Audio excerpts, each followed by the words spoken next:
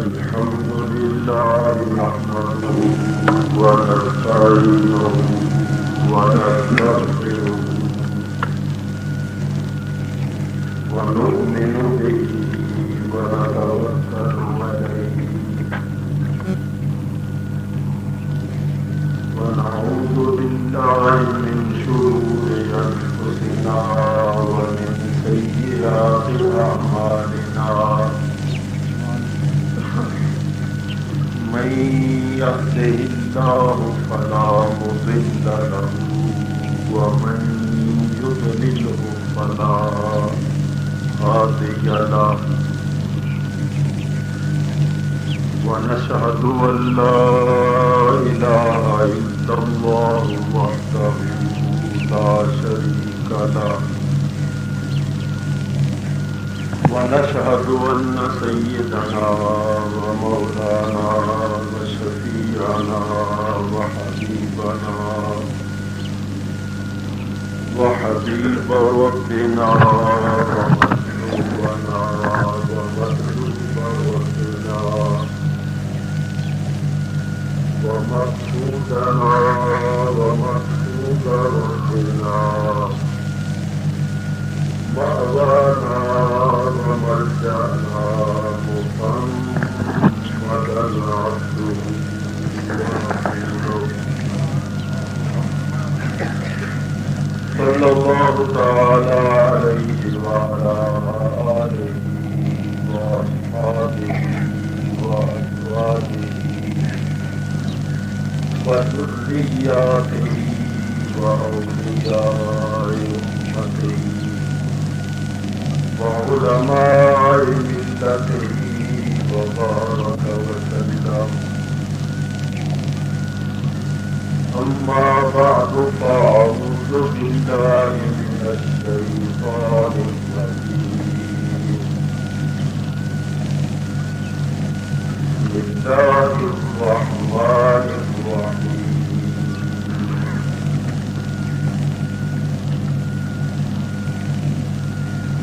لقد جاءكم رسول من أنفسكم عزيز عليه ما عنتم حريص عليكم بالمؤمنين رؤوف رحيم. صدق الله العلي العظيم. دوشي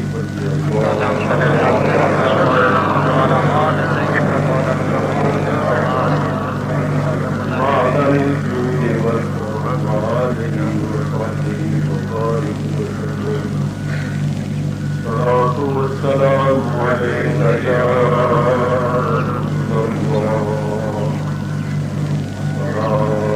والسلام عليك يا حبيب الله. والسلام عليك يا رحمة للعالمين وعلى آلك وأصحابك يا شفيع المذنبين. حمد و ثنا کے ساتھ تلاوت کردہ آیہ کریمہ کا ترجمہ اور چند ضروری مسائل بیان کرنے سے پہلے میں آپ حضرات کی خدمت میں عرض کروں کہ مجھے پہلی مرتبہ آپ کے اس گاؤں میں حاضر ہونے کا شرف حاصل ہوا ہے. میں آپ حضرات کا ذوق و شوق اور کثیر اجتماع کو دیکھ کر خوشی محسوس کر رہا ہوں اور آپ حضرات کے لیے دعائیں کرتا ہوں کہ اللہ تعالیٰ آپ حضرات کو اپنی رحمتوں اور برکتوں سے نوازیں. میرے لیے انتہائی خوشی اور مسرت اور سعادت کا موجب ہے کہ میں ایسی بزرگ ہستی کی زیر صدارت بیان کرنے کا شرف حاصل کر رہا ہوں، حالانکہ میں ہرگز اس لائق نہیں ہوں کہ ایسے بزرگوں کے ہوتے ہوئے لفظ کشائی کروں۔ میرے بزرگوں اور دوستوں، میں آپ کے اس گاؤں میں بڑی عقیدت اور محبت کے ساتھ آیا ہوں۔ میرا مقصد کسی کی مخالفت کرنا نہیں ہے، کسی کی دل آزاری نہیں ہے، بلکہ آپ حضرات تک چند حقائق پہنچانے ہیں، چند باتیں عرض کرنی ہیں، کیونکہ یہ فتنوں کا دور ہے اور اس فتنوں کے دور میں ایمان کی حفاظت بہت ضروری ہے، کیونکہ ایمان سے بڑی کوئی دولت نہیں ہے۔ تو میں بڑے خلوص کے ساتھ اور بڑی دیانتداری کے ساتھ آپ حضرات کے سامنے مسئلے بیان کروں گا۔ وما توفیقی الا باللہ۔ آپ حضرات بڑے سکون اور اطمینان کے ساتھ تشریف رکھتے ہوئے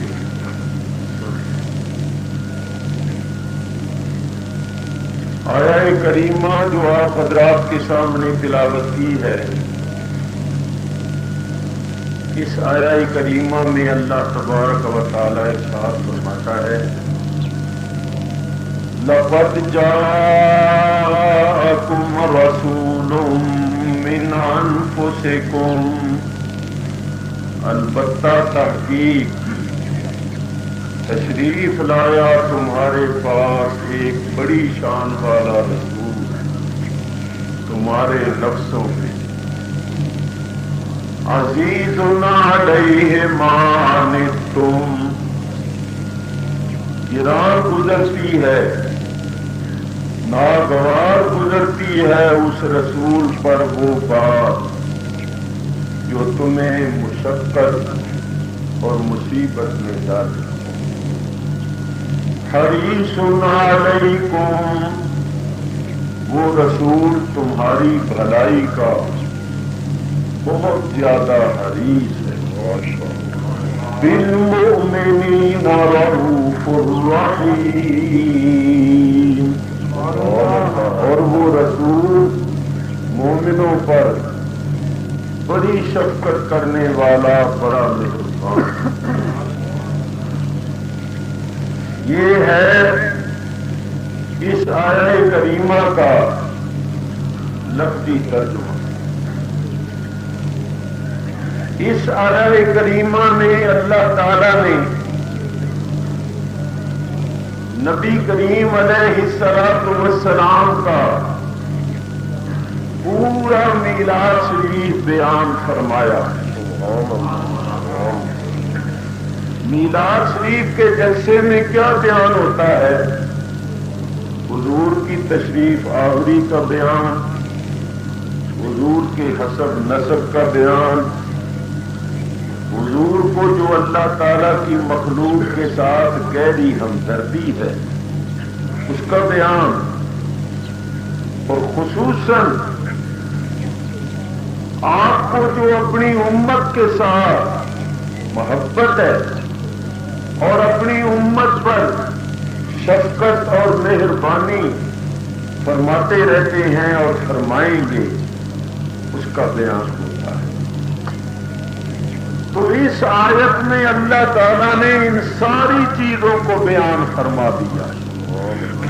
لقد جاءکم میں حضور علیہ السلام کی تشریف آوری کا بیان ہے، من انفسکم میں حسب نسب کا بیان ہے، عزیز علیہ ما عنتم میں حضور علیہ السلام کو جو اللہ کی مخلوق کے ساتھ گہری ہمدردی ہے اس کا بیان ہے، اور بالمؤمنین رؤوف الرحیم میں حضور علیہ السلام جو اپنی امت پر مشفق اور مہربان ہیں اس کا بیان۔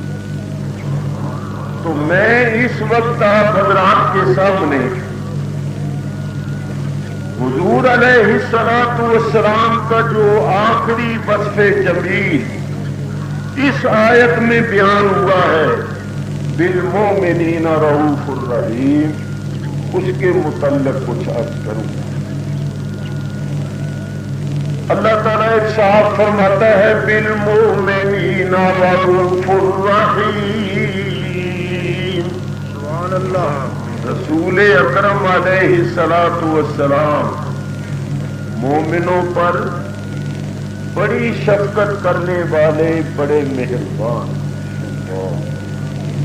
قرآن کی اس آیت سے ثابت ہوا کہ نبی کریم علیہ السلام رؤوف بھی ہیں اور رحیم بھی۔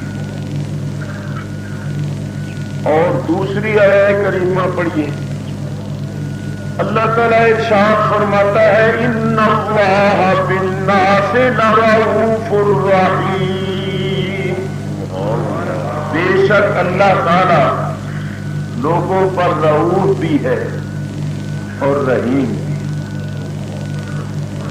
ایک آیت میں اللہ تعالیٰ نے اپنے آپ کو رؤوف الرحیم کہا ہے، اور ایک آیت میں اللہ تعالیٰ نے اپنے رسول کو رؤوف الرحیم کہا ہے۔ بولو آپ دونوں آیتوں پر ایمان رکھیں گے یا ایک پر؟ تو دونوں آیتوں پر ایمان رکھتے ہوئے کیا عقیدہ رکھیں گے؟ اللہ تعالیٰ رؤوف الرحیم، نبی کریم علیہ السلام رؤوف الرحیم۔ تو کوئی سننے والا کہے بھئی یہ تو شرک ہو گیا، رؤوف الرحیم ہونا تو اللہ کی شان ہے، اور جو اللہ کی شان ہے، جو اللہ کے اوصاف ہیں، وہی شان اور وہی اوصاف تم نبی کریم علیہ السلام کے لیے مان رہے ہو، یہ تو شرک ہے۔ تو اگر اس کو شرک کہا جائے تو پھر یہ کہنا پڑے گا کہ اللہ تعالیٰ قرآن میں شرک کی تعلیم دیتا ہے، اللہ تعالیٰ قرآن میں شرک بیان کرتا ہے، حالانکہ اللہ تعالیٰ شرک کی تعلیم نہیں دیتا، اللہ تعالیٰ تو ایمان کی تعلیم دیتا ہے۔ اللہ تعالیٰ تو ارشاد فرماتا ہے ان الشرک لظلم عظیم، بے شک شرک بہت بڑا ظلم ہے۔ اللہ فرماتا ہے ان اللہ لا یغفر ان یشرک بہ ویغفر ما دون ذلک لمن یشاء، اللہ شرک کو نہیں بخشے، اور شرک کے سوا جو گناہ ہے وہ جس کے لیے چاہے گا معاف کر دے، بخش دے۔ تو میرے بزرگوں اور دوستوں، اللہ تعالیٰ رؤوف الرحیم ہے، نبی کریم علیہ السلام رؤوف الرحیم ہیں۔ ہم اللہ کو بھی رؤوف الرحیم مانتے ہیں، نبی کریم کو بھی رؤوف الرحیم مانتے ہیں، مگر یہ شرک نہیں۔ کیوں؟ ہمارا سنیوں بریلویوں کا یہ عقیدہ ہے کہ اللہ تعالیٰ رؤوف الرحیم ہے حقیقی طور پر، ماشاءاللہ، ذاتی طور پر۔ اس کو کسی نے رؤوف الرحیم بنایا نہیں، وہ کسی کے بنانے سے رؤوف الرحیم نہیں بنا، اور نبی کریم علیہ الصلوۃ والسلام کو اللہ تعالیٰ نے رؤوف الرحیم بنایا۔ اگر اللہ تعالیٰ آپ کو رؤوف الرحیم نہ بناتا تو آپ رؤوف الرحیم نہ۔ ایک فرق یہ ہوا کہ اللہ تعالیٰ کی صفت ہے ذاتی، حضور کی صفت ہے عطائی۔ دوسرا فرق یہ ہے کہ اللہ تعالیٰ کی صفت ہے قدیر اور حضور کی صفت ہے حادث۔ تیسرا فرق یہ ہے اللہ تعالیٰ کی صفت ہے غیر مخلوق اور نبی کریم علیہ الصلوۃ والسلام کی صفت ہے مخلوق۔ چوتھا فرق یہ ہے کہ اللہ تعالیٰ کی صفت کسی اور کے قبضہ و کنٹرول میں نہیں ہے، اور حضور علیہ الصلوۃ والسلام کی صفت اللہ تعالیٰ کے قبضہ و کنٹرول میں ہے۔ پانچواں فرق یہ ہے کہ اللہ تعالیٰ رؤوف الرحیم ہے اپنی شان کے مطابق، نبی کریم علیہ الصلوۃ والسلام رؤوف الرحیم ہے اپنی شان کے مطابق، یعنی دونوں کا رؤوف الرحیم ہونا برابر نہیں ہے۔ اتنے فرقوں کے ہوتے ہوئے برابری نہ ہوئی، جب برابری نہ ہوئی تو شرک بھی نہ ہوا، کیونکہ شرک کی بنیاد برابری پر۔ میرے بزرگوں اور دوستوں ذرا توجہ کرو، شرک کی بنیاد برابری پر ہے، اور ہم تمام انبیاء و اولیاء بلکہ ساری مخلوقات کے جتنے بھی کمالات یا اختیارات یا قدرتیں ہیں وہ سب اللہ تعالیٰ کی عطا کی ہوئی ہیں، اور اللہ تعالیٰ کی تمام قدرتیں، تمام کمالات، تمام اختیارات ذاتی اور حقیقی ہیں۔ لہذا برابری نہ ہوئی، جب برابری نہ ہوئی تو شرک کا سوال ہی پیدا نہیں۔ اور حضور علیہ الصلوۃ والسلام کی امت شرک نہیں کرے، کیونکہ استاد العلماء تشریف فرما ہے، اور بھی علماء دائیں بائیں بیٹھے ہیں، سامنے بھی ہیں۔ صحیح بخاری شریف کی حدیث ہے، حضور فرماتے ہیں مجھے اپنی امت سے شرک کا خوف نہیں۔ حضور فرماتے ہیں مجھے اپنی امت سے شرک کا خوف اور اندیشہ نہیں، میری امت شرک نہیں کرے گی، کیونکہ حق واضح ہو چکا۔ ہاں مجھے اس بات کا اندیشہ ہے کہ میری امت دنیا کی طرف بہت زیادہ مائل ہو جائے گی اور اللہ کی یاد سے غافل ہو جائے گی۔ تو آپ دیکھ رہے ہیں کہ لوگ دنیا کی طرف بہت زیادہ مائل ہیں اور یاد الہی سے غافل ہوتے جا رہے ہیں۔ تو جب سرکار یہ فرماتی ہے کہ مجھے اپنی امت سے شرک کا خوف اور اندیشہ نہیں، تو پھر بعض لوگوں نے جو دعائی مچائی ہوئی ہے، شور مچایا ہوا ہے، شرک بڑا پھیل گیا ہے، شرک بڑا ہو گیا ہے، شرک بڑا پھیل گیا ہے، اگر ان کی بات سچی سمجھ لی جائے تو سرکار کا فرمان غلط ہو جاتا ہے، اور سرکار کا فرمان کبھی غلط ہو نہیں سکتا۔ لہذا یہی کہنا پڑے گا کہ ان لوگوں کا شور مچانا وہ غلط ہے۔ کیوں کہ ان لوگوں نے ان چیزوں کو شرک کہنا شروع کر دیا ہے، ان باتوں کو شرک کہنا شروع کر دیا ہے جو حقیقت میں شرک نہیں۔ تو یہ بات میں نے آپ حضرات کی خدمت میں پیش کرنی۔ اس بات کو سننے سے پہلے ایک بات اور ذہن میں رکھیں، انہوں نے توحید توحید کا شور مچایا. ہمارے کراچی میں دو بھائی ہیں، پہلے دونوں اکٹھے رہتے تھے. ایک مسجد انہوں نے بنائی، اس کا نام رکھا توحید مسجد. روڈ جو تھا اس کا نام رکھ دیا توحید روڈ. محلے کا نام رکھ دیا توحیدی محلہ. دونوں میں لڑائی ہو گئی. اور دوسرے نے آ کر دوسری جگہ مسجد بنا لی تو اس نے اپنی مسجد کا نام رکھا مسجد توحید نمبر 2. چنانچہ قانونیوں کا نام توحید قانونی، انجمنوں کا نام انجمن توحید.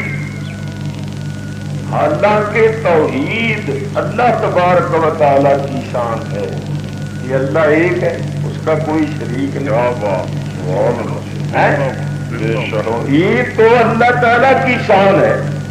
یہ اللہ تعالیٰ کو ایک جانے ایک مانے، کسی کو اللہ کا شریک نہ ٹھہرائے، یہ توحید ہے. اور توحید بھی اور انجمن بھی، توحید بھی اور قانونی بھی. تو قانونی میں تو سینکڑوں مکانات ہیں، جن مکانوں میں کمرے بھی ہیں، باورچی خانے بھی ہیں، بیت الخلا بھی ہیں، بچے بھی ہیں، عورتیں بھی ہیں، نیک بھی ہیں، بد بھی ہیں. تم نے قانونیوں کے نام توحید رکھ دیے، روڈوں کے نام توحید رکھ دیے جہاں جانور اور حیوان چلتی ہیں. تم نے توحیدوں کے نمبر بنا دیے، توحید نمبر 1 اور توحید نمبر 2 اور توحید نمبر 3.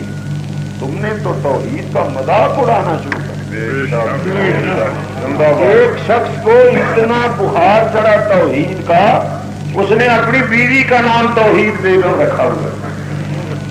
اب میں زیادہ کچھ نہیں کہتا، ذرا خدا کے لیے سوچو کہ وہ رات کے وقت توحید کا کیا حال کرتا ہوگا. تماشا بنا دیا ان لوگ. تو میں ایک بنیادی بات کرنا چاہتا ہوں، اس کو دل کے کانوں سے سوچ. دیکھو، ہم اہل ایمان، ماشاءاللہ بولو، ہم کون ہیں؟ اہل ایمان. اللہ تعالیٰ نے قرآن میں ایک مقام پر بھی ہمیں اہل توحید نہیں کہا. ماشاءاللہ ماشاءاللہ. اتنے علماء بیٹھے ہیں، میں عالم نہیں، ان حضرات علماء کرام کا خادم ہوں. میں پوچھتا ہوں کہ بتائیے کہیں اللہ نے فرمایا ہے یا اہل التوحید، اے توحید والے، یا ایھا الموحدون، اے موحد. کیوں حضرات؟ جہاں بھی اللہ تعالیٰ نے فرمایا، یہ فرمایا یا ایھا الذین آمنوا. تو یاد رکھو، جو ایمان والا ہوگا وہ ضرور توحید والا ہوگا، کیونکہ توحید ایمان کا جز ہے. کوئی بغیر عقیدہ توحید کے مومن نہیں ہو سکتا. جو مومن ہوگا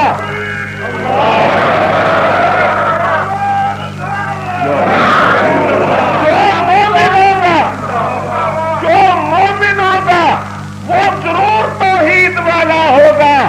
لیکن بہت سے توحید والے ایسے ہیں جو ایمان والے ہیں. بے شک، زندہ باد زندہ باد. جو مومن ہوگا وہ ضرور توحید والا. سبحان اللہ. لیکن بہت سے توحید والے ایسے ہیں جو مومن. بہت اچھے، زندہ باد. اور یہ سلسلہ کہاں سے چلا ہے؟ شیطان. کیا بات. میں سارے مجمع سے پوچھتا ہوں کہ بولو، شیطان نے توحید کا انکار کیا؟ اللہ کے ایک ہونے کا انکار کیا؟ کسی کو اس نے اللہ کا شریک ٹھہرایا؟ اللہ کی عبادت کرنے یا اللہ کو سجدہ کرنے سے انکار کیا؟ اللہ کو تو اس نے چپے چپے پر سجدے کیے تھے.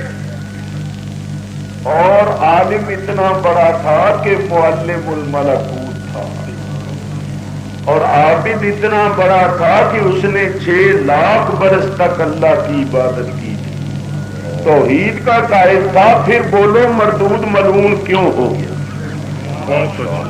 بڑی موٹی سی بات ہے، کوئی پیچدار مسئلہ نہیں، کوئی دقیق مسئلہ نہیں، بڑا موٹا مسئلہ ہے کہ اس نے آدم علیہ السلام کی تعظیم نہیں کی، وہ سجدہ تعظیمی تھا نا، تو اس نے سجدہ نہیں کیا، یوں کہو کہ آدم علیہ السلام کی تعظیم نہیں کی۔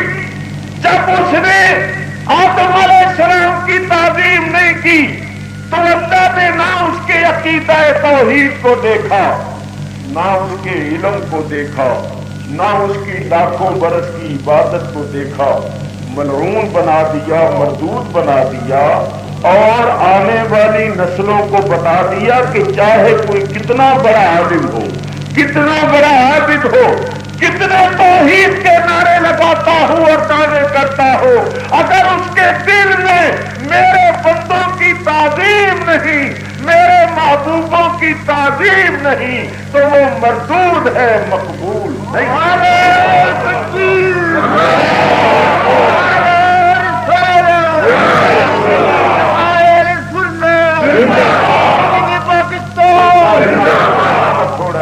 تھوڑا ہے تمہارا ہی کیا نام ہے نقصان ہوگا، میرا تو فائدہ ہے، جتنی دیر نعرے مارو گے مجھے سانس لینے آرام کرنے کا، اسی واسطے میں نے آ کر کہا میں روٹی بعد میں کھا لوں گا، پہلے تکلیف کروا لو، کیونکہ آپ نے محنت کی ہے، میں دیہاتوں میں بہت کام جاتا ہوں، بیمار رہتا ہوں، پھر وقت تھوڑا ہے، پھر اثر ہو جائے گی، تو میں بالکل نماز پڑھ کے پانی کے 2 گھونٹ پی کے آپ کے سامنے آ گیا،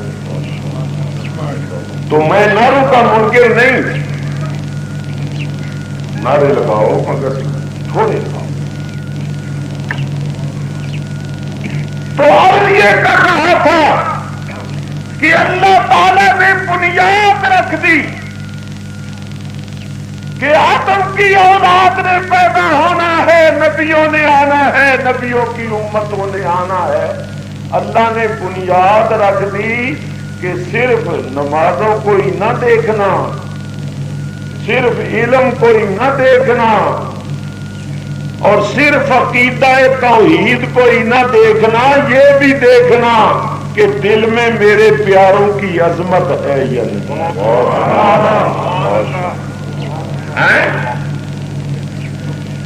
ایک بات اور بھی عرض کروں، ہمارے پاس سنی حضرات کہتے ہیں کہ جی یہ لوگ نماز کے بڑے پابند ہیں، یہ ٹھیک بات ہے، واقعی یہ لوگ نماز کے بڑے پابند ہیں، اور ہمارے سنی حضرات ذرا نماز میں غفلت اور سستی کا مظاہرہ کرتے ہیں، لیکن آج میں اس کا آپ کو فلسفہ بتاؤں، یہ نماز کے کیوں پابند؟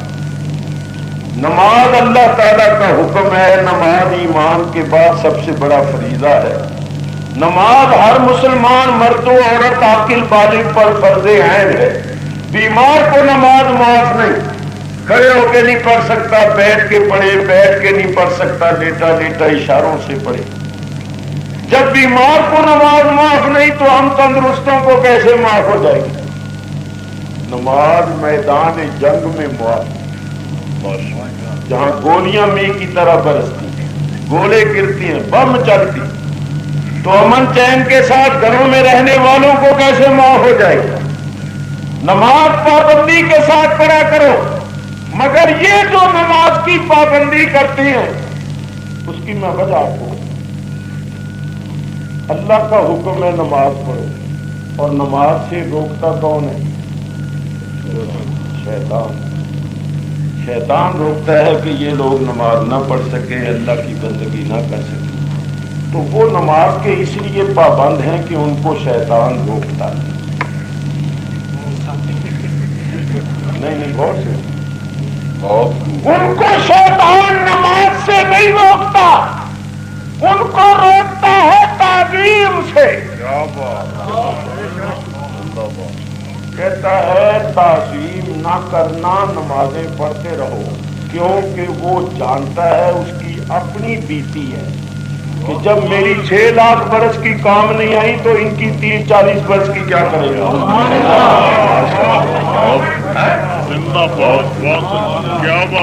سنی سنائی بات نہیں ہے، اس کی آنکھ بیتی ہے، اس نے دیکھا ہے کہ تعظیم نہ کرنے کی وجہ سے میری 6 لاکھ برس کی نمازیں کام نہیں آئی، تو ان کی 30-40 برس کی کیا کریں گی؟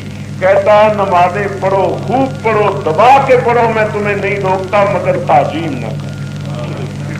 پھر خیر، پھر میں نے کوئی ڈر نہیں۔ تے سنیاں نو روک دے نماز کو، کیونکہ جانتا ہے بھی نہ تعظیم نہیں چھوڑ، الٹا ہو کے زور لگا،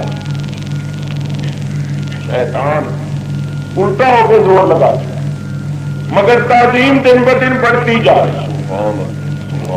پہلے تو بڑے بڑے شہروں میں کہیں میلاد شریف ہوتے تھے، اب تو جناب گاؤں گاؤں، محلہ محلہ، قریہ قریہ، شہر بشہر، اور شہروں میں ہر دفتروں، ہر فیکٹری میں، ہر میل میں، یہاں تک کہ پولیس اسٹیشنوں میں، جیلوں میں، ہر جگہ میلاد شریف ہوتا ہے اور صلاۃ و سلام کی آوازیں گونجتی ہیں۔ شیطان نے دیکھا جتنا میں روکتا ہوں اتنا ہی زیادہ ہوتا جا رہا ہے، تو خیر ابھی بات دور چلی گئی۔ میں یہ کہہ رہا تھا کہ ہم اہل ایمان، اور آج سے پہلے کیلنڈر چھپتے تھے یا آپ حضرات بھی سنتے تھے تو یہی تھا کہ اسلام کے 5 ارکان۔ بولو پہلا رکن کیا ہے؟ ایمان۔ ایمان کو ادا کر توحید رکھ۔ کراچی میں کیلنڈر چھپا تو اوپر لکھا ہے اسلام کے ارکان توحید، نماز، زکات، روزہ، حج۔ توحید یعنی ایمان کا لفظ ہی ہٹا، کیونکہ توحید والے ہیں نا، ایمان والے نہیں۔ خیر اب میں مسئلہ آپ حضرات کی خدمت میں پیش کروں۔ میرے بزرگوں اور دوستوں، اللہ تعالیٰ رؤوف الرحیم ہے حقیقی طور پر، نبی پاک علیہ الصلوۃ والسلام رؤوف الرحیم ہے اللہ تعالیٰ کی عطا سے۔ اسی طرح دیکھو اللہ تبارک و تعالی ہمارا ولی ہے، اللہ ولی الذین آمنوا، اللہ ولی ہے ایمان والوں کا۔ اس آیت سے ثابت ہوا کہ اللہ ہمارا۔ اب دوسری آیت پر انما ولیکم اللہ ورسولہ والذین آمنوا الذین یقیمون الصلاۃ ویؤتون الزکاۃ وهم راکعون۔ تمہارا ولی اللہ اور اس کا رسول، اور وہ ایمان والے ہیں جو نماز قائم رکھتے ہیں، زکات دیتی ہیں اور عاجزی کرتی ہیں۔ بولو دونوں آیتوں پر ایمان رکھو گے یا ایک پر؟ تو دونوں پر ایمان رکھتے ہوئے کیا کہو گے؟ اللہ ہمارا ولی، حضور ہمارے ولی، ایمان والے ہمارے ولی ہے۔ تو کوئی سننے والا کہے بھی تو مشرک ہو، اللہ کو بھی ولی مانتا ہے، ساتھ رسول کو بھی ولی مانتا ہے، اور ساتھ ایمان والوں کو بھی ولی مانتا ہے۔ تو جو صفت تو اللہ کے لیے مانتا ہے، جو شان اللہ کی مانتا ہے، وہی دوسروں کے لیے مان رہا ہے، یہی تو شرک ہے۔ تو میں عرض کروں گا کہ یہاں بھی وہی فرق ملحوظ ہے۔ اللہ تعالیٰ ولی ہے ذاتی اور حقیقی طور پر، انبیاء و اولیاء ولی ہیں اللہ تعالیٰ کی عطا سے۔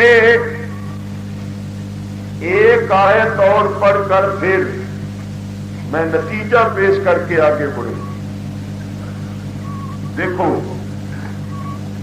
اللہ تعالی نے اپنے متعلق فرمایا ان اللہ کان سمیعا بصیرا. بے شک اللہ تعالیٰ سمیع بھی ہے اور بصیر بھی ہے. سمیعا بصیرا یہ الفاظ یاد رکھیں. سمیع کے معنی سننے والا، بصیر کے معنی دیکھنے. سمیعا بصیرا یہ الفاظ ذہن میں رکھیں. اور یہی الفاظ اللہ نے انسان کے متعلق کہا. اللہ تعالیٰ ارشاد فرماتا ہے فَجَعَلْنَاهُ سَمِيعًا بَصِيرًا. ہم نے انسان کو سمیعاً بصیرا بنایا ہے. تو بولو الفاظ سمیعاً بصیرا ایک ہیں یا نہیں؟ ادھر دھیان کر کے بتاؤ. الفاظ سمیعاً بصیرا ایک ہے مگر حقیقت ایک نہیں.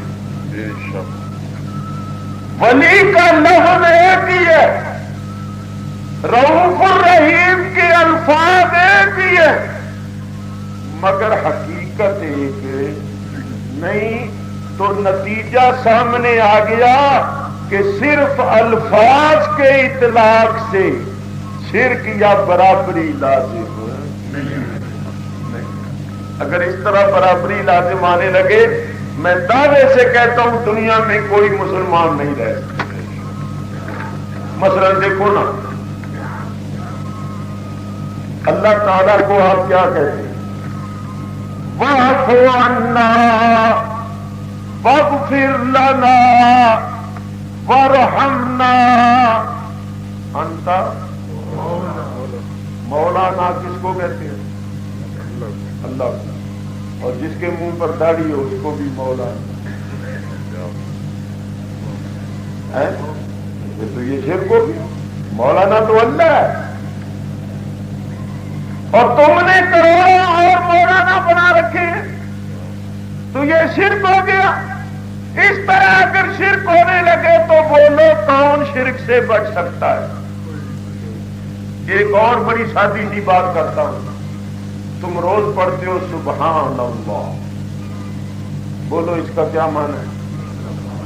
اللہ پاک. اللہ پاک. پاک ہونا کس کی شان ہے، کس کی صفت؟ اور یہ بھی کہتے ہو برتن پاک ہے، کپڑے پاک ہے، بدن پاک ہے، جگہ پاک ہے. تو کوئی سننے والا کہے بھائی تو مشرک ہو گیا. پاک تو ہے اللہ، تو برتنوں کو پاک کہہ رہا ہے. پاک تو ہے اللہ، تو بدن کو پاک کہہ رہا ہے. پاک تو ہے اللہ، تو کپڑوں کو پاک کہہ رہا ہے. تو نے تو کپڑوں کو، برتنوں کو اور بدنوں کو اللہ کے برابر کر دیا. تو اگر اس طرح شرک کے لازم آنے لگے تو بولو کوئی مسلمان رہ سکتا؟ کوئی نہیں. پھر تو یوں ہونا چاہیے کہ اگر کسی مولوی صاحب سے کوئی پوچھے مولوی صاحب آپ کے کپڑے پاک ہیں، وہ کہے نہیں نہ پاک، کیونکہ پاک کہہ دیا تو کہیں برابری نہ. تو تماشا بنا کہ میں یہ کہہ رہا ہوں انہوں نے توحید کا مذاق اڑایا ہوا. یاد رکھو لفظ پاک ایک ہے مگر اللہ تعالیٰ کے پاک ہونے کی شان اور ہے، برتنوں اور کپڑوں کے پاک ہونے کی حیثیت اور ہے. میں بتانا یہ چاہتا ہوں کہ لفظ ایک ہے مگر حقیقت ایک. جب آپ نے یہ اچھی طرح سمجھ لیا تو سارے مسئلے سمجھو. ہم کہتے ہیں اللہ تعالیٰ کو علم غیب ہے، حضور علیہ السلام کو بھی علم ہے. تو ہمارا وہی عقیدہ ہے کہ اللہ تعالیٰ کو ذاتی طور پر ہے، حضور کو اللہ کی عطا سے ہے. اللہ کا علم قدیم ہے، حضور کا علم حادث ہے. اللہ تبارک و تعالیٰ کا علم غیر مخلوق ہے، حضور کا علم مخلوق ہے. اور اللہ تبارک و تعالیٰ کا علم لا اتنا ہی لامحدود ہے، اور حضور کا علم اللہ کے علم کے مقابلے میں محدود ہے۔ تو میرے بزرگوں اور دوستوں، برابری تو تب ہوتی جب ہم یہ کہتے ہیں کہ جیسا علم اللہ کو ہے، جتنا علم اللہ کو ہے ویسا ہی اور اتنا ہی حضور کو ہے، تو یہ ہوتی برابری، اور اس کو کہتے ہیں ہمارا یہ عقیدہ ہی۔ ہم یہ کہتے ہیں جو نبی کریم کے علم کو اللہ جیسا اور اللہ جتنا علم مانے وہ مشرک۔ تو ہمارا یہ عقیدہ نہیں، اور یہ کسی مسلمان کا بھی عقیدہ نہیں۔ کسی جاہل سے بھی پوچھو کہ نبی پاک کو علم، نبی پاک کو اختیارات، قدرتیں کس نے عطا کی ہیں، وہ کہے گا اللہ۔ جب اللہ کی دی ہوئی مان لی تو شرک کا سوال ہی ختم ہو۔ میرے بزرگوں اور دوستوں، تمام مسائل کو اسی پر قیاس کر لو۔ اللہ ہمارا مددگار ہے، نبی کریم بھی ہمارے مددگار، اولیاء اللہ بھی ہمارے مددگار۔ مددگار کا لفظ ایک ہے مگر حقیقت ہے۔ ہم کہتے ہیں اللہ نور ہے، نبی کریم بھی نور ہے، نور کا لفظ ایک ہے مگر حقیقت ایک نہیں۔ اللہ تعالیٰ کا نور غیر مخلوق ہے، نبی پاک کے نور کو اللہ نے پیدا کیا ہے، وہ مخلوق ہے۔ ہم تو ہمیشہ یہ پڑھتے رہتے ہیں کہ حضور نے فرمایا اول ما خلق اللہ نوری، جو چیز اللہ نے سب سے پہلے پیدا کی وہ میرا نور۔ ہم نعرہ لگاتے ہیں یا رسول اللہ، تو لوگ کہتے ہیں شرک۔ شرک کیسے؟ یہ تو شرک کی جڑوں کو کھوکھلا کرتا ہے۔ کیا مانا اس کا؟ یا رسول اللہ، اے اللہ کے رسول، تو ہم تو نعرے مار مار کے یہ اعلان کرتے پھرتے ہیں، بتاتے پھرتے ہیں کہ ہم حضور کو اللہ نہیں مانتے، اللہ کا رسول مانتے۔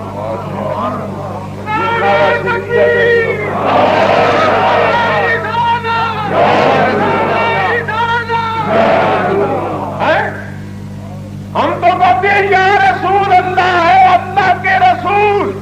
ہم اللہ تو نہیں کہتے، ہم تو اعلان کرتے پھرتے ہیں کہ ہم حضور کو اللہ کا رسول مانتے ہیں، اللہ نہیں مانتے۔ تو یہ کہتے ہیں نہیں جی، وہ رسول اللہ کہنا تو شرک نہیں ہے، جو تم یا کہتے ہو نا، یا یہ شرک، یا جو کہتے ہو یہ شرک۔ اچھا جی یہ کیسے شرک ہے؟ کہتے ہیں یا اس کو کہنا چاہیے جو حاضر ناظر، اور حاضر ناظر اللہ ہے، لہذا اللہ کے سوا کسی اور کو یا کہنا نہیں چاہیے۔ اگر کہیں گے تو شرک ہو جائے۔ تو میں کہوں گا جو ایسی بات کرتا ہے وہ مت ماری ہوئی، اس کو عالم نہیں کہنا چاہیے۔ میں کہتا ہوں جاہل بھی نہیں کہنا چاہیے، اجہل کہنا چاہیے۔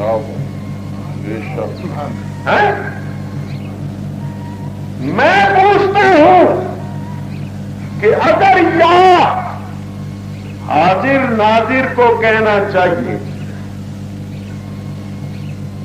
تو قبرستان میں جا کر کیا کہتے ہو؟ السلام علیکم یا اہل القبور۔ اب تم نے سارے قبروں والوں کو یا تو یہ کہو کہ یہ سارے قبروں والے حاضر ناظر، اگر کہو حاضر ناظر ہیں تو پھر حاضر ناظر ہونا خدا کی صفت کیسے رہا؟ تم نے تو سارے مردوں کو بھی حاضر ناظر مانا۔ یہ کہتے ہیں نا یا اس کو کہنا چاہیے جو حاضر و ناظر ہو، اور حاضر ناظر ہے اللہ۔ معلوم ہوا کہ حاضر ناظر ہونا یہ اللہ کی صفت۔ اب انہوں نے جا کر مردوں کو بھی یا کہا، تو یا تو یہ کہیں کہ سارے مردے حاضر ناظر ہیں، اگر کہیں حاضر ناظر ہیں تو پھر ان سے پوچھو کہ تم تو کہتے ہو خدا ہی حاضر ناظر ہے، اب تم نے سارے مردوں کو حاضر ناظر مان لیا، اور اگر کہیں کہ مردے حاضر ناظر نہیں ہیں تو پھر ان سے یہ پوچھو کہ تم نے ان کو یا کہا جو حاضر ناظر نہیں ہے، اور تم کہتے ہو جو حاضر ناظر نہیں، جو اس کو یا کہے مشرک، تو تم تو اپنے فتوے سے خود ہی مشرک ہو گئے۔ اب دونوں طرح تم نکل نہیں سکتے جب تک یہ چھوڑو نا کہ یا کہنا جو ہے یہ شرک ہے۔ اگر یہ کہنا چھوڑ دو تو بچ سکتے ہو، ورنہ تم نہیں بچ سکتے۔ میرے بزرگوں اور دوستوں، ان کے فتوے سے تو کوئی بھی نہیں بچتا، نہ یہ بچتی ہے نہ کوئی اور بچتا۔ مثلا میں ایک دو مثالیں پیش کروں۔ حضرت ابراہیم خلیل اللہ علیہ السلام نے کعبے کو تعمیر کیا، کعبہ تعمیر ہو گیا۔ اللہ تعالیٰ نے ارشاد فرمایا وَأَحْسِنْ فِي النَّاسِ بِالْحَجِّ، اے ابراہیم لوگوں میں حج کا اعلان کر دو۔ احسن، اذان دے حج کے لیے، یہ اذان جو ہے یہ نماز کے لیے، یہ بھی اعلان ہے نماز۔ تو حضرت ابراہیم ایک پہاڑی کے اوپر چڑھ گئے اور انہوں نے ایک طرف منہ کر کے کہا یا ایھا الناس کتب علیکم الحج، اے لوگوں فرض کر دیا گیا ہے تم پر حج، فاتوا الی الحج، حج کے لیے آؤ۔ چاروں طرف منہ کر کے یہ ندا پکار۔ اب آپ پڑھے لکھے حضرات ہیں، سمجھدار لوگ ہیں، فٹافٹ مولویوں کے پیچھے نہ لگ جایا کرو، کچھ اپنی عقل تے شعور نہ بھی سمجھا سوچا کرو۔ بتاؤ کہ حضرت ابراہیم علیہ السلام کا یہ اعلان قیامت تک پیدا ہونے والوں کے واسطے تھا یا صرف ان لوگوں کے واسطے تھا جو اس وقت وہاں حاضر و موجود تھے؟ بولو، قیامت تک۔ بالکل ٹھیک ہے۔ اگر یہ کہا جائے نا کہ انہی لوگوں کے واسطے تھا جو اس وقت وہاں موجود تھے، تو پھر یہ کہنا پڑے گا کہ حج فرض بھی انہی پر ہی تھا۔ تو قیامت تک آنے والے لوگوں کو ابراہیم خلیل اللہ نے اللہ کے حکم سے یا کہا، جو یا کہنے کو شرک کہتی ہے۔ میں ان سے پوچھتا ہوں کہ قیامت تک پیدا ہونے والے لوگ حضرت ابراہیم علیہ السلام کے پاس حاضر و ناظر تھے؟ وہ جو ابھی پیدا بھی نہیں ہوئے تھے، جڑے جمے بھی نہیں کھانا جی، وہ حاضر ناظر کہتے؟ اور اگر کہیں تھے تو پھر ان کو کہو کہ تم سے تو بڑا مشرک ہی کوئی نہ ہوا، تم نے تو سارے جہان کے لوگوں کو خدا کا شریک سمجھا، کیونکہ تم تو کہتے ہو حاضر و ناظر ہونا اللہ کی جان، آپ کہتے ہو سب حاضر ناظر ہے۔ اور اگر کہیں نہیں حاضر و ناظر تھے تو پھر ان سے پوچھو کہ تمہارا فتویٰ تو یہ ہے کہ جو غیر حاضر کو یا کہہ کے پکارے وہ مشرک ہے، تو حضرت ابراہیم نے قیامت تک پیدا ہونے والے غیر حاضر لوگوں کو یا کہہ کے پکارا۔ تمہارے فتوے سے تو خلیل اللہ بھی نہ بچے، جب خلیل اللہ نہیں بچے تو میں کیسے بچوں، اور یہ ہمارے سنی کیسے بچے؟ اور پھر یہ بھی کہنا پڑے گا کہ اگر غیر حاضر کو یا کہنا شرک ہے تو پھر اللہ نے اس کا حکم دیا تھا، اللہ بھی شرک کا حکم دیا۔ ابراہیم خلیل اللہ نے اپنی طرف سے نہیں، اللہ کے حکم سے۔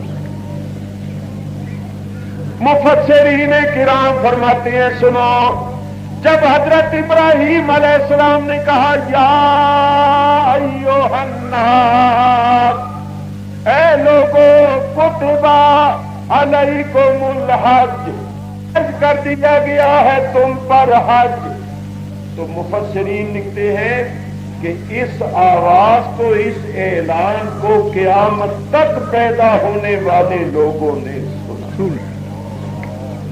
جو عالم ارواح میں تھے انہوں نے وہاں سنا، جو باپوں کے سلبوں میں تھے، جو ماؤں کے شکموں میں تھے، انہوں نے وہاں سنا جس نے لبیک کہا اس کی قسمت میں حج ہے، اور جس نے لبیک نہیں کہا اس کی قسمت میں حج نہیں، اور جس نے جتنی مرتبہ لبیک کہا اتنی مرتبہ وہ حج کر۔ اب خدا کے لیے ذرا سوچو، اگر اللہ ابراہیم علیہ السلام کی آواز کو تمام روحوں تک، تمام لوگوں تک پہنچا سکتا ہے تو میرے تمہارے درود و سلام کی آواز اپنے نبی تک نہیں پہنچائے گی؟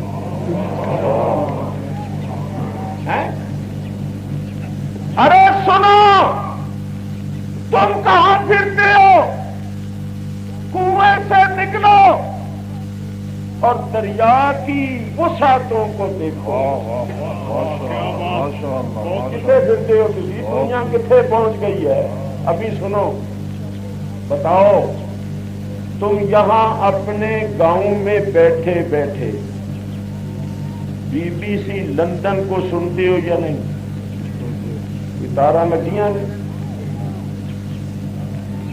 قاہرہ مصر کا دارالسلطنت، وہاں کوئی بولنے والا بولتا ہے، تم یہاں اپنے گھر میں سو۔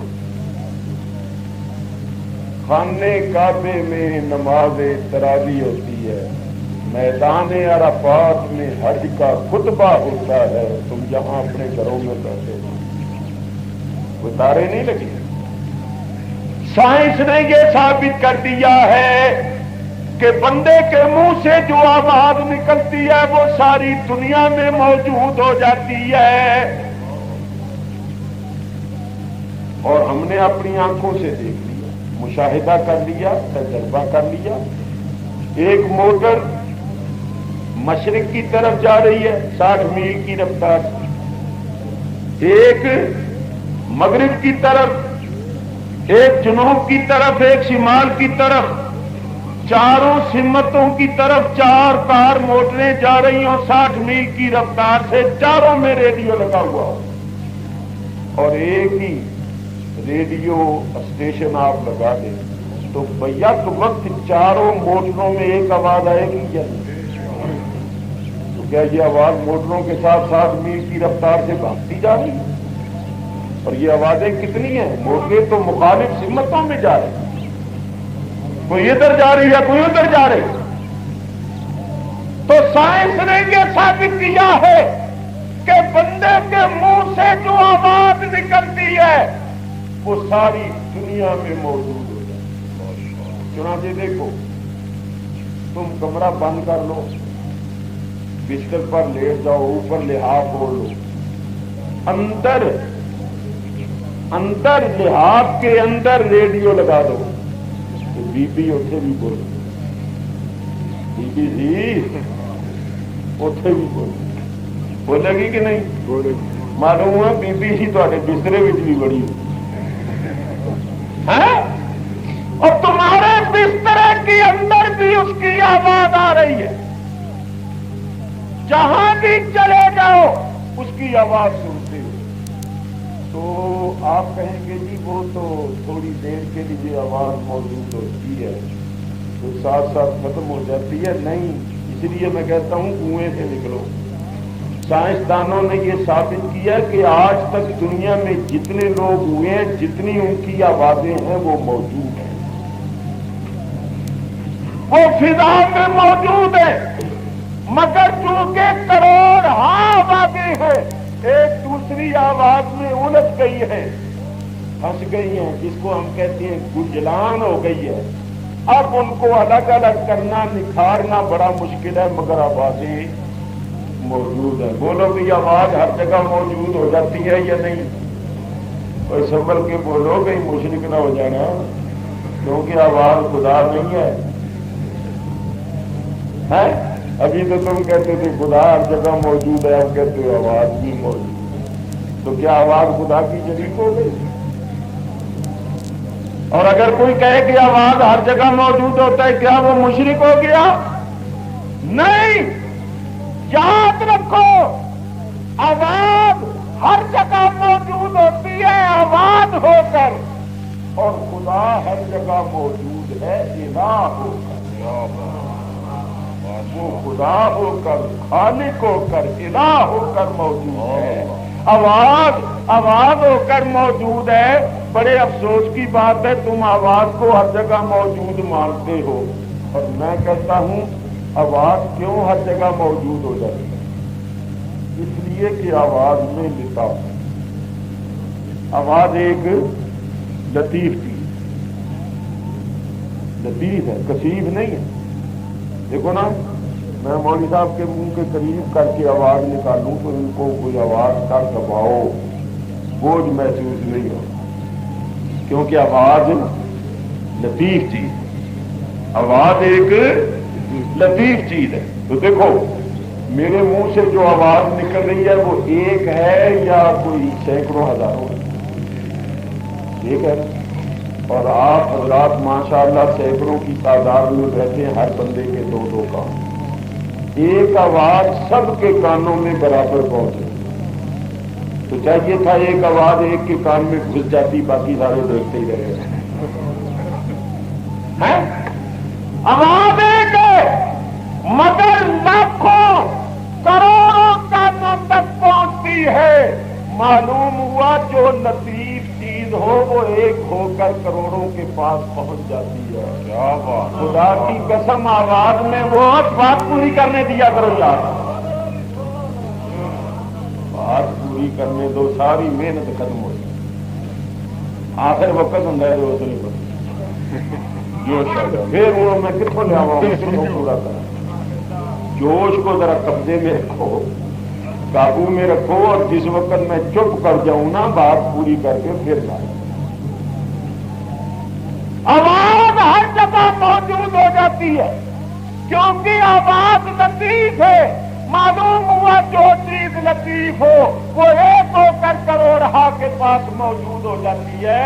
تو میں بتا یہ رہا تھا کہ خدا کی قسم آواز میں وہ لطافت نہیں ہے جو ذات مصطفیٰ میں۔ زندہ باد، زندہ باد، ماشاء اللہ، ماشاء اللہ۔ یہ کتنے بیٹھے ہو؟ باہر نکلو۔ سبحان اللہ۔ اگر امریکہ والے راکٹ چھوڑے، اس میں بندہ بٹھا دیں جس کو تم کہتے ہو خلابار، وہ چاند تک پہنچ جائے تو وہ امریکہ میں بیٹھے بیٹھے اس کا فوٹو بھی لے رہے ہیں، اس کی شکل بھی دکھا رہے ہیں، اس کے دل کی دھڑکن بھی سن رہے ہیں۔ یہ بات تو تم کہتے ہو ٹھیک ہے سائنس نے بڑی ترقی کی ہے۔ اگر امریکہ والے راکٹ میں بیٹھے ہوئے خلابات کے دل کی دھڑکن کو سن سکتے ہیں تو کملی والا جو اللہ کی ذات و صفات کا مظہر عطم ہے وہ اپنے غلاموں کے درود و سلام کو نہیں سن سکتے۔ نعرہ تکبیر!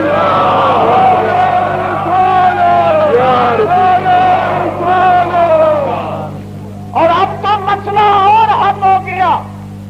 پہلے تو سارا ریڈیو جب سے چلا ہے نا ٹیلی ویژن، حاضر ناظر کا مسئلہ تو بالکل ہی تھا۔ ریڈیو کا ایریل آواز کو قید کرتا ہے اور ٹی وی کا ایریل صورت کو قید کرتا ہے۔ رات بہت سے بندوں نے مجھے بھی دیکھا ہوگا، یہ جو رات گزری 9:10 ہے، پتہ نہیں کہاں کہاں کراچی تک سب نے دیکھا، پورے پاکستان میں دیکھا، جہاں جہاں کسی نے لگایا دیکھ۔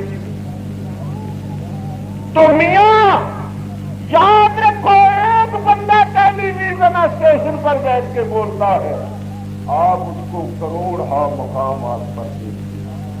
معلوم ہوا بولنے والے کی آواز ہی موجود نہیں ہوتی، بولنے والا بھی موجود ہوتا ہے۔ ریڈیو کا ایریل آواز کو کیچ کرتا ہے، ٹی وی کا ایریل صورت کو کیچ کرتا ہے۔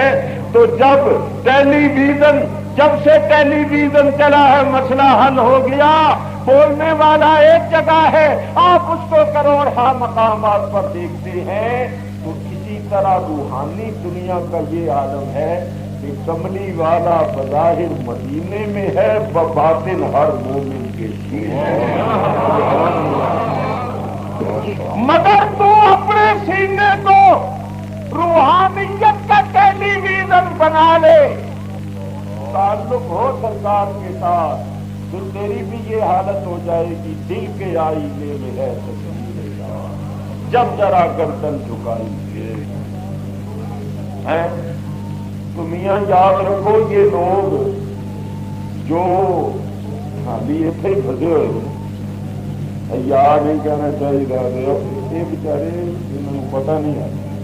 چلو خیر، میں یہ عرض کر رہا ہوں، اگر کہو یا اس کو کہا جاتا ہے جو حاضر ناظر ہو، تو حضرت ابراہیم خلیل اللہ نے قیامت تک پیدا ہونے والے لوگوں کو یا کہا، اور کہا بھی اللہ کے حکم۔ یا تو کہو قیامت تک پیدا ہونے والے سب حاضر ناظر ہیں، اگر کہو حاضر ناظر تو مشرک، اور اگر کہو حاضر ناظر نہیں تو مشرک، کیونکہ تم فتویٰ یہ دیتے ہو کہ جو غیر حاضر کو یا کہے وہ مشرک، تو یہ بات ہی غلط۔ اب ہم ان سے پوچھتے ہیں کہ تم جو شرک کرتے ہو کہ یا کہنا شرک ہے، تو کوئی دلیل بھی پیش کرو، تو دلیل سن۔ یہ دلیلیں پیش کرتی ہیں، ان کی کتابیں پڑھو، ان کی تقریریں سناؤ، پڑھے لکھے حضرات توجہ کرو۔ جتنی آیتیں بتوں کے بارے میں اتری ہیں وہ سب یہ پڑھ پڑھ کے لکھ کے نبیوں ولیوں پر چسپاں کرتے ہیں۔ ان الذین تدعون من دون اللہ یدعون من دون اللہ ولا تدعوا من دون اللہ۔ پڑھے لکھے حضرات خصوصی توجہ۔ اللہ فرماتا ہے ولا تدعوا من دون اللہ ما لا ينفعك شيئا ولا يضرك۔ من دون اللہ کو مت پکارو، کیونکہ من دون اللہ نہ تمہیں نفع پہنچا سکتا ہے نہ کچھ نقصان پہنچا سکتا ہے۔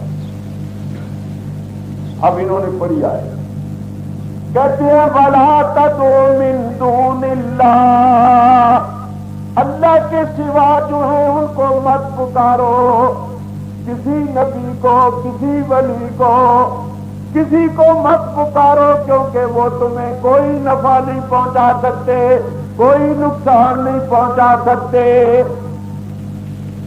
ایک عام آدمی، سادہ آدمی سنتا ہے کہ مولوی صاحب ہیں، منہ پر داڑھی ہے، قرآن کی آیت پڑھ رہے ہیں، وہ بیچارہ یقین کر لے، اس کو کرنا چاہیے، لیکن اس کو کیا پتا ہے کہ مولوی پڑھ تو رہا ہے قرآن کی آیت مگر ترجمے میں ڈنڈی مار رہے ہیں، یہ تو اس کو پتا نہیں، یہ تو علماء کو پتا چلے۔ سیدھے سادے لوگ پھنس جاتے ہیں، میں اس کے متعلق عرض کرتا ہوں وَلَا تَدْعُوا مِن دُونِ اللَّهِ۔ یہ لوگ من دون اللہ کا ترجمہ کرتے ہیں اللہ کے سوا۔ بولو بھی کیا ترجمہ کرتے ہیں من دون اللہ کا؟ اللہ کے سوا۔ اور کہتے ہیں وَلَا تَدْعُوا مِن دُونِ اللَّهِ، اللہ کے سوا کو مت پکارو۔ ان الذین یدعون من دون اللہ، بے شک جو لوگ پکارتے ہیں اللہ کے سوا کو